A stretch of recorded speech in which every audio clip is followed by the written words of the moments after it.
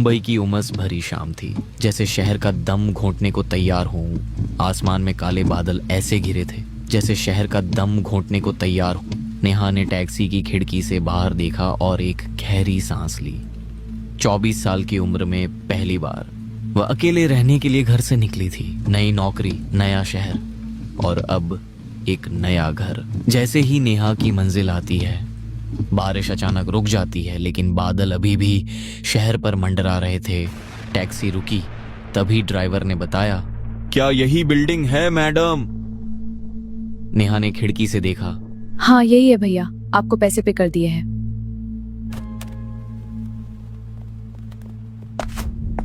शांति कुंज, 3 मंजिला residential building, बिल्कुल इस शहर जैसी। न ज्यादा नई न ज्यादा पुरानी। नीचे पार्किंग, ऊपर बालकनियां, खिड़कियों में पर्दे, सब कुछ नॉर्मल था। नेहा जब आगे बढ़ी तब ग्राउंड फ्लोर के पोर्च में एक बुजुर्ग व्यक्ति कुर्सी पर बैठे थे। सफेद बाल, आंखें बड़ी बड़ी, चेहरे पर एक अजीब सी स्थिर मुस्कान। ये है मिस्टर विनायक, इस बिल्डिंग के मालिक। नेहा को देख विनायक कहता है, आ गई आप? आपका ही इंतजार कर रहा था। मुझे लगा बारिश में फंस गई होंगी। जी थोड़ा ट्रैफिक था, अब मैं थक चुकी हूँ। रूम की चाबी दीजिए। विनायक ने जेब से चाबियों का गुच्छा निकाला। First floor, flat number 102। इस बिल्डिंग में शांति बहुत जरूरी है, कोई शोर शराबा नहीं। उन्होंने नेहा को ऊपर से नीचे तक देखा और कहा, और हाँ, रात को दरवाजा अच्छे से लॉक करना। शहर भरोसे के लायक नहीं रहा। नेहा के शरीर में हल्की सी सिहरन दौड़ गई। वो मुस्कुराई, सिर हिलाया और सीढ़ियां चढ़ गई। फ्लैट उम्मीद से बड़ा था। ऊंची छतें, लकड़ी का फर्श और एक खुली बालकनी और एक सोफा और एक बेड। सब कुछ सही था सिवाय एक चीज के। हॉल के कोने में बनी एक पुरानी लकड़ी की अलमारी, दीवार में फिक्स और उस पर लटका एक बड़ा सा ताला। ये अलमारी शायद मकान मालिक का सामान होगा। पहले 2 हफ्ते सब कुछ सामान्य रहा। नेहा सुबह ऑफिस जाती, शाम को लौटती। अकेलापन नया था। एक रात नेहा लैपटॉप पर काम कर रही थी। अचानक उसे लगा जैसे कोई खिड़की के बाहर खड़ा है।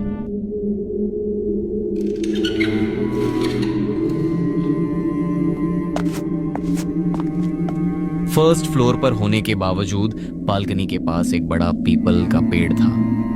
ओह, मैं कितनी डर गई थी। ये पेड़ के पत्ते हिल रहे हैं।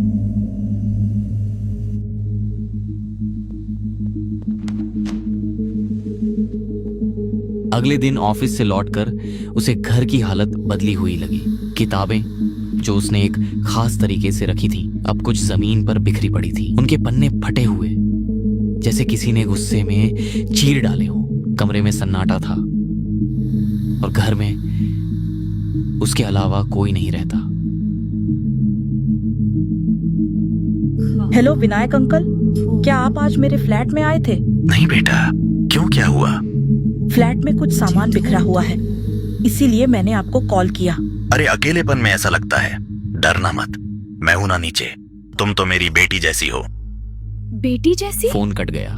बेटी जैसी, ये शब्द नेहा को सुकून नहीं दे पाया। नेहा घबराई हुई थी। उसने अपनी दोस्त प्रिया को कॉल किया।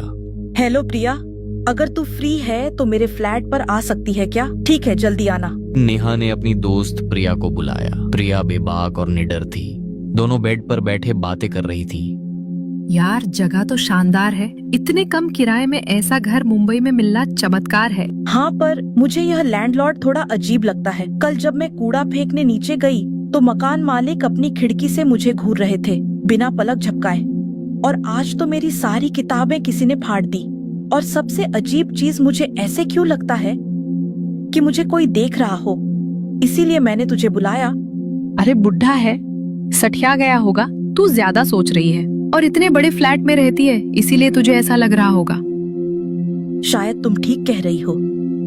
तभी प्रिया की नजर हॉल में बनी उस बंद अलमारी पर पड़ी। नेहा, ये अलमारी, इसमें क्या है? पता नहीं, लॉक है। विनायक अंकल ने कहा था इसे मत छेड़ना। क्यों? अंदर क्या है? प्रिया ने धीरे से अपने बालों में लगी हेयर पिन निकाली। उसकी आंखों में जिज्ञासा चमक रही थी। वह झुकी और हेयर पिन ताले में डालकर घुमाई। ताला झटके से खुल गया। उसी पल पीछे से तेज कदमों की आहट आई। नेहा घबराई हुई उसके पास पहुंची। नेहा फुसफुसाते हुए डरी आवाज में कहती है, ये क्या कर रही हो प्रिया? इसे मत खोलो। अरे कुछ नहीं होगा, देखते हैं अंदर क्या छुपा रखा है। उसने अलमारी का दरवाजा पूरी तरह खोल दिया। अंदर अंधेरे में रखा था एक पुराना जंग लगा लोहे का बक्सा। उसकी सतह पर धूल जमी थी और किनारों पर समय के निशान। बक्से के पास एक पर्ची भी थी। वाह, अलमारी में छुपा खजाना। वह बक्से की ओर झुकी। चलो इसे भी खोल कर देखते हैं। रुको, पहले ये पढ़ तो लें, इसमें क्या लिखा है। लेकिन प्रिया ने उसकी बात अनसुनी कर दी। इतना भी क्या डरना। उसने झटके से बक्सा खोल दिया। उसी पल बाहर तेज बिजली कड़की। प्रिया ने बक्से के अंदर झांका, फिर पलटकर नेहा की तरफ देखा और हंस पड़ी। अरे पागल, कुछ नहीं है, बिजली कड़की बस। उसने बक्सा आगे बढ़ाकर दिखाया। लो देखो, तुम्हारे विनायक अंकल का खजाना। अंदर एक पुरानी बदसूरत गुड़िया रखी थी। उसकी एक आंख टेढ़ी थी, दूसरी आधी बंद। चेहरे पर धूल जमी थी और होंठों पर हल्की सी दरार। प्रिया ने नाक सिकोड़ते हुए कहा, समझ नहीं आता, इस डरावनी गुड़िया को ताले में बंद करके क्यों रखा था। तभी दरवाजे पर जोरदार दस्तक हुई, इतनी तेज कि दोनों उछल पड़ी। नेहा और प्रिया ने एक दूसरे की तरफ देखा। दोनों के चेहरे से खून उतर चुका था। उन्हें पता था इस समय और कोई नहीं हो सकता। नेहा ने धीमे से कहा, विनायक काका। प्रिया ने बक्सा बंद किया। बक्सा उठाकर अलमारी में रखा, दरवाजा बंद किया और जल्दी में ताला बस लटका दिया। चाबी तो थी ही नहीं। फिर दोबारा दस्तक, इस बार धीमी लेकिन भारी। नेहा धीरे धीरे दरवाजे की ओर बढ़ी। उसका हाथ कुंडी पर कांप रहा था। उसने दरवाजा खोला। बाहर विनायक खड़े थे, चेहरा शांत, आंखें स्थिर, अजीब तरह से सामान्य। विनायक हल्की मुस्कान के साथ, क्या हुआ? मैंने कुछ आवाज सुनी। नेहा ने खुद को संभालते हुए कहा, कुछ नहीं काका, बस ग्लास गिर गया था। विनायक कुछ सेकंड उसे देखते रहे, जैसे उसकी आंखों के अंदर कुछ पढ़ने की कोशिश कर रहे हों। फिर धीरे से बोले, अच्छा ठीक है, ध्यान रखना। वो मुड़े। उनके कदमों की आवाज गलियारे में गूंजती रही, धीरे धीरे दूर होती हुई। नेहा ने दरवाजा बंद कर लिया, कुंडी चढ़ाई।